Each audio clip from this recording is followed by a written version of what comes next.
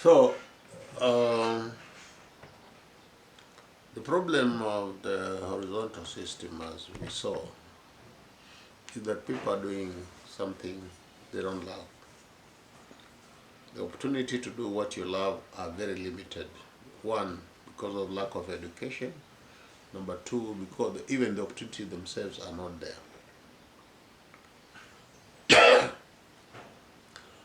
And therefore, there comes a time when the elders have nothing to do. They have no role in society. And you'll be surprised in the horizontal system, it invented something called retirement.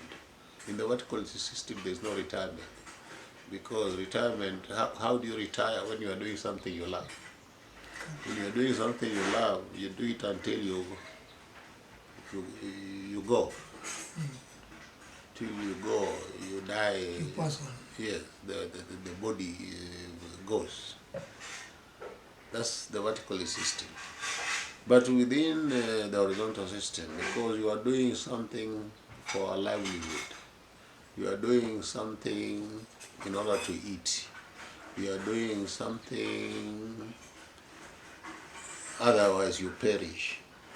So the body gets tired, and they'll come up with the various schemes, including pension, to maintain you. So there comes a time when you are all ends. When the society says, our own society says, no, you now stop there, someone else must take over what you have been doing. Or you are simply rendered superfluous. You are simply, your role is rendered useless. Nobody is interested anymore. And that is the problem that afflicts the elderly within the horizontal system. But look at it this way. We have already said that, for example, in the vertical system, child rearing is the role of the elderly, because they're the people with the wisdom to impart in the child. They're the people with the necessary love to guide the child. Even within the horizontal system, you find that children are more comfortable with their grandparents. The reason is because they have the wisdom, they have the patience, they have the understanding, they have the love to guide. And therefore we are saying within the vertical system, that recognition should be expanded. It should be expanded. And the child should have complete exposure, because where you have a society of 2,000 people, this child will be exposed to the wisdom of all of them, the foolishness of all of them, the weaknesses of all of them, the strength of all of them. And this child will learn a lot. When you are seeing people's weaknesses, when you are seeing people's strengths, when you are seeing people's wisdom, you learn a lot. You learn a lot. You learn a lot. When you see that your own father went astray, maybe because of alcohol, maybe because of cigarettes, maybe because of substance abuse, you will not go that direction. When you see your own mother went astray, maybe because of jumping from here to there, from there to there, you will not do the same if you're a girl. You'll not. So it is very, very important in that setup. And that kind of education, it cannot be taught in a classroom. That's education that you learn by direct observation. You feel the pain when you see. Like today, I went to a market and I saw a madman lying across the road. Everyone was having a rough time because we were going around that madman. At one time we were wondering whether that mad person is still alive or dead. But you see, I felt the pain. You see, that lesson will never get out of me, because you feel the pain that the situation of that person has put him in. You feel that pain. And feeling that pain, meaning the gap between you and that person is broken completely. There's no boundary. That's the humanity we are talking about.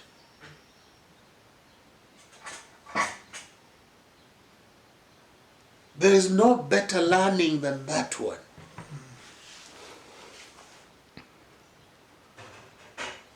And the demand for the elders will be there until their bodies give way, they disappear. The demand for the elders will be there all the time. Therefore, and the elders will be doing what they love. Enjoying with their grandchildren, with their great-grandchildren, not biologically, but within society. All the youth, all the young people who are there, they'll treat them equally. And that frees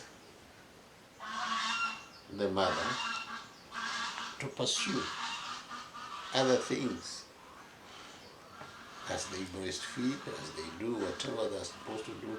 But child rearing, which is important, which has a lot more to do with the development of the mind, it is done by people who know how to do it.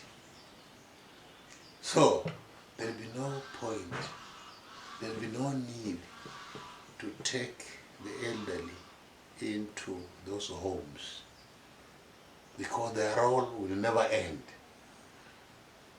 There will never be a time when there will be no demand for their services. There will never be a time when they feel that they are too tired to render that service. They'll be happy. And that service will keep them going. They live longer because they're enjoying, because they're in love with what they're doing. When you're in love with what you're doing, there's no limit. There's no limit to how long you can be around rendering that service. Any other question?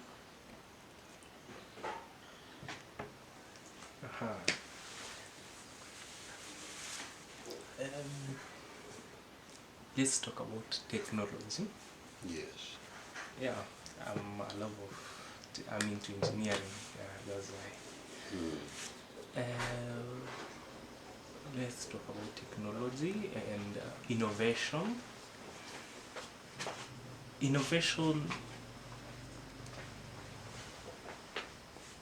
in our today world is almost absolute. It is at its almost at its lowest, especially where the horizontal system has taken effect, where education is equalized to schooling.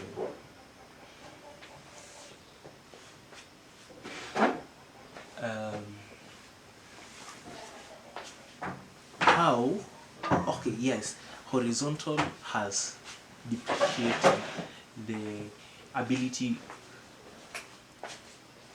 No, the horizontal system has depreciated the ability of the mind to think outside the box. That has been so clear from our previous interactions. But now, where do we stand in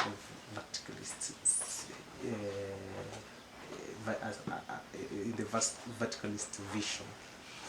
How will that be brought out? How will innovation continue to be built? Yeah. Yes. Thank you, Tony. Very good question. Creativity, innovation, very important. First of all, vertical progression is all about creativity and innovation. When you are growing horizontally, you are not bringing about anything new. To bring about anything new, is the very definition of verticalism, because you are adding a new layer to what is there, or you are replacing something from a hierarchy that is already there. Removing something which is rotten, replacing with something fresh. That is what creativity, that's what innovation is. And horizontal is anti that. Because look at it this way. If you are going to acquire property, if you are going to acquire wealth by horizontal expansion, displacing others, you are not creating anything new. Creativity is to add on to what nature has given you. Nature has given you so much. If you can use it to add to it vertically, then that's creativity, or that is innovation. We can even distinguish a bit innovation from creativity.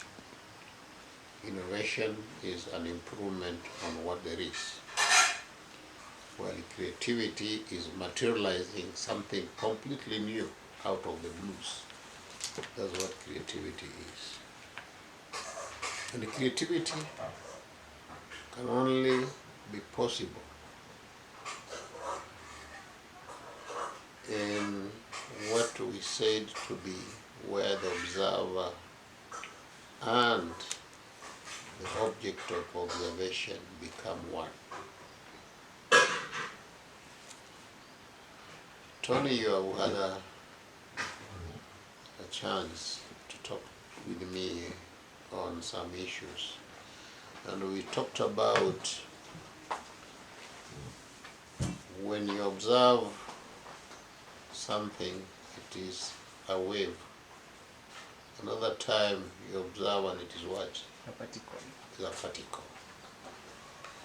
It is your observation that is making the difference, isn't it? Yes, yes. It is your observation that is affecting that. It is your observation that is bringing that result.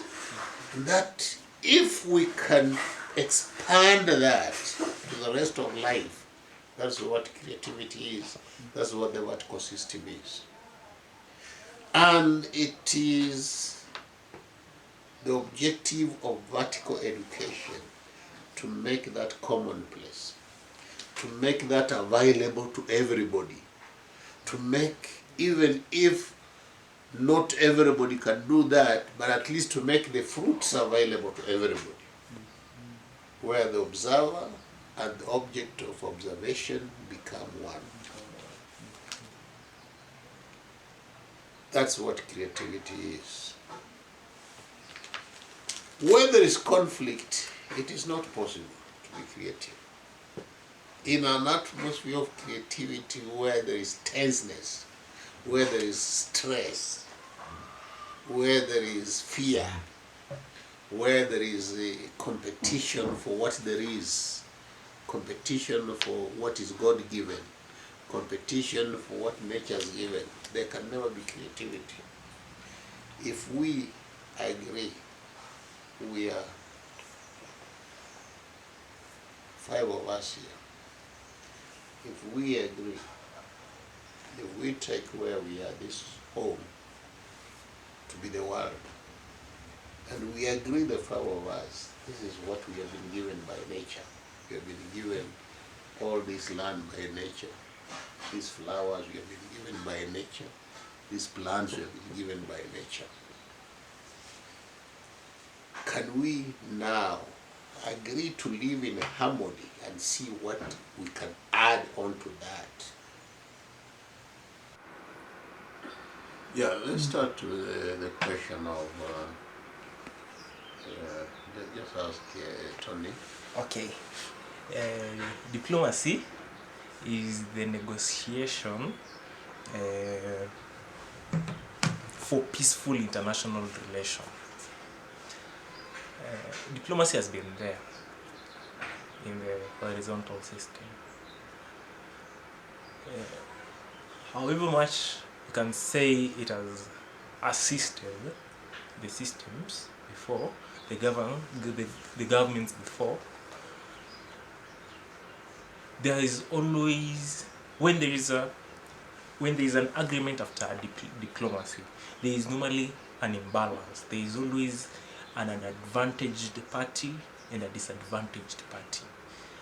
Or even if you stand to win, there is something that you stand to lose. So in the verticalist system vision, how will we work to a beneficial diplomacy? Thank you, Tony.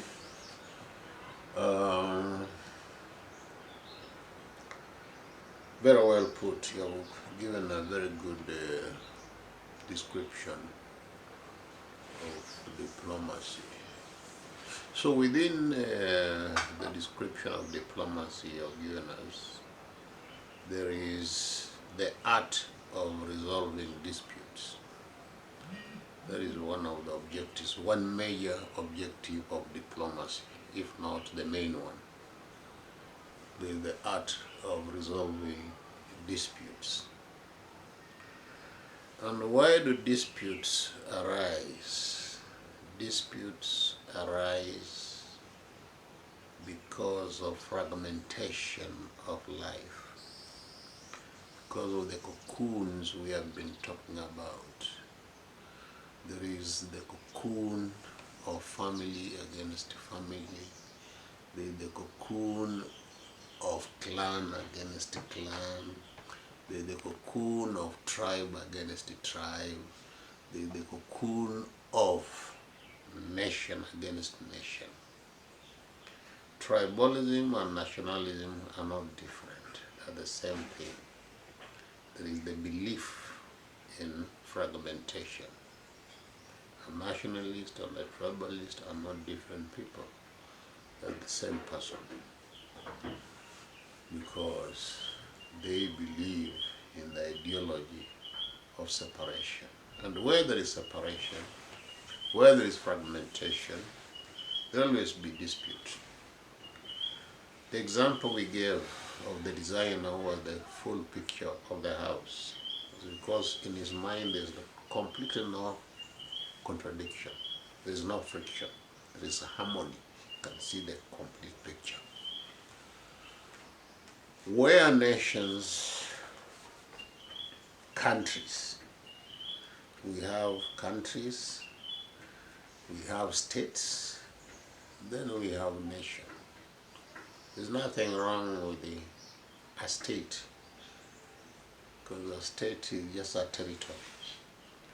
There's nothing wrong with a country. A country is just a territory. Just like you having your land and your brother having his own piece of land. Those are territories. But when you bring in the element of nationalism, that's now a psychological issue. That is now an attitude of the mind. That is now an emotional issue, that you are attached to something called a nation. Just like another one is attached to something called a tribe. Just like another one is attached to something called a clan. Just like another one is attached to something called a family. So that will always engender disputes. It will always engender conflicts. We talked about the horizontal system. People are growing horizontally. Nations are building horizontally. Nations are exploiting each other horizontally. You need spheres of influence far away from your home nation, from your home state, because you are looking for exclusive markets. So you colonize other people so that you have exclusive markets, or you have exclusive areas of raw materials. And therefore, in the horizontal system, if they have to have any resemblance of peace in quotes, then diplomacy becomes very, very important, because they have to have permanent institutions to keep resolving their disputes, because disputes are inevitable. Because when you are expanding horizontally, when you are doing your affairs horizontally, you are bound to get conflicts with your neighbors, with others, more powerful nations subjugating less powerful nations. So diplomacy becomes very, very important. Now, there's something that is said in the horizontal system. It is said that democracies never fight each other. That is a belief within the horizontal system. Now, you can look at it from the vertical system and see that the vertical system there is freedom. Therefore, where there is freedom, diplomacy plays a very little role, because the conflicts to be resolved are not there. Someone who is free can relate to even those ones who are not free. When we talked about in a neighborhood assembly, a child learning, if you remember, we talked about a child learning from the foolishness of his elders and from the wisdom of his elders. Because a child has a free mind, when he sees the foolishness of the elders, he learns, no, that is foolish, it is something I should never do. When he sees wisdom of the elders, he says, oh, that's a very beautiful thing. I want to grow up and do the same.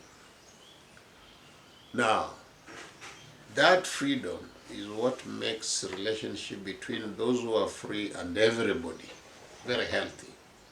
But of course, those who are not free have no relationship with those who are free.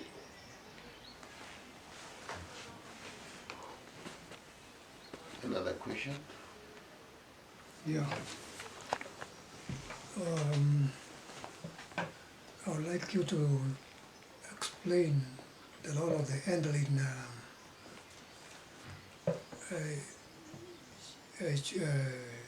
youth mentorship and the role of society in taking care of the elderly's well-being in the vertical system as compared to the prevailing horizontal system where they are taken to care homes where they are mistreated and subjected to all manner of cruelty. Yes, to be taken to a home, Steve, to be taken to a home, just like to be taken to an asylum, is dehumanizing. It is dehumanizing. It's called service to humanity. You have spent 16 years, from the time you are born to the age of 16.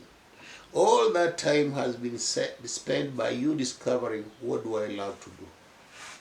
Very, very important.